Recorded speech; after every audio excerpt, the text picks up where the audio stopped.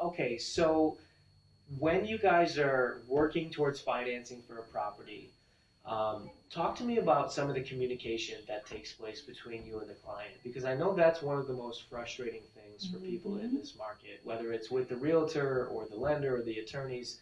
You know, there's so many moving parts behind the scenes that relay of information can be tricky sometimes. It's like the phone game, right? Yeah, exactly. Yeah, Yeah. exactly. So talk to us a little bit about some of that communication that you give to your clients specifically.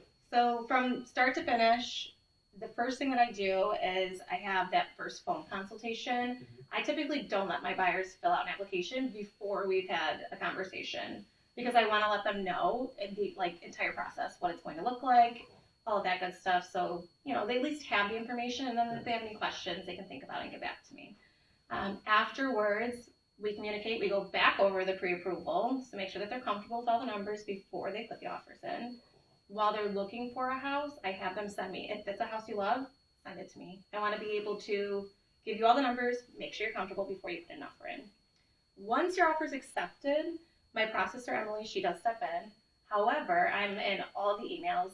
I do a weekly follow-up with all my clients. I do a weekly follow-up with all my listing agents, and then as well as my buyer's agents. Even if it's a quick text, hey, we've got commitment, hey, the appraisal came back, whatever it is, just so we're all on the same page. And that's so awesome to hear, because those things just, when you're waiting 4 or 5 days to find out the next step of this, it can be very stressful for the client. So having that, that weekly follow-up, regardless if there's any information, just touching base to let them know, hey, we're still moving forward, or we're still waiting for this, I think is just so huge, because it's one of the biggest decisions they're going to make. Absolutely. So they need to have that security, and they need to have that trust. And it sounds like you do a really good job at not just processing people into the programs, but understanding what they're after and what they're working towards, so that you can kind of tailor fit a program to it. Yep, absolutely. I tell people, I will hold your hand. I'm your support animal at this point. Let me know if you want to cry or scream or you're frustrated.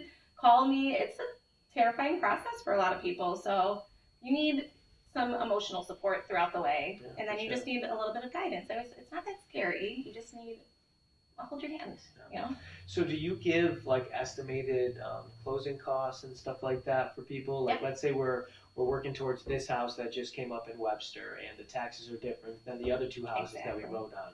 So that will shape the monthly payment and all that stuff. So with doing that, the clients are able to kind of know what they're getting into when walking into a property, and I think that's really important too. Every house, if it's something you're going to offer on, I want them to send it to me. I want to make sure that we have everything exact. They know exactly what their monthly payment's going to be when they go to close in the house. I don't like any surprises. Along with that being said, everybody's major thing right now is rates, right? So I estimate a little bit over where the current rate is, and I'll tell you why.